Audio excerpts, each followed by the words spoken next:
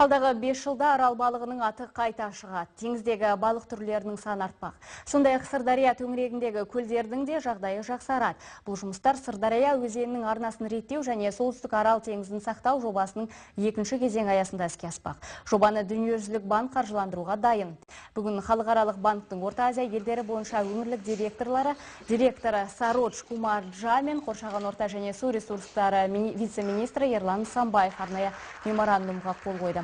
Айта кетейік, кіші аралды қорғау бойынша 2006-2008 жылдары атқарылған маңызды жобаның бірінші кезеңінде Дүниежүзілік банк қаржыландырған болатын. Алғашқы жоба 65,5 миллион ақш долларына түсті. Ал жобаның екінші кезеңі 5 жылға жоспарланып отыр. Оған 22,2 миллиард теңге қажет. Біз бүгін Қоршаған орта және су ресурстары вице-министрінің Қызылорда облысы әкімінің қатысуымен жобаның екінші кезеңіне грант бөлу мәселесі бойынша келісім жүргіздік. 2015 жылға қарай осы екінші кезеңді іске асыру жұмыстары басталып кетеді деп сенеміз.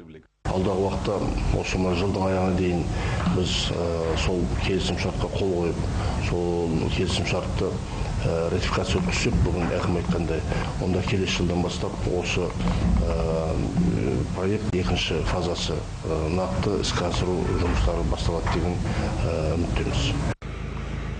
Өткен ғасырдың аяғында Арал теңізі Арал қаласынан 74 шақырымға алшақтап кеткен болатын.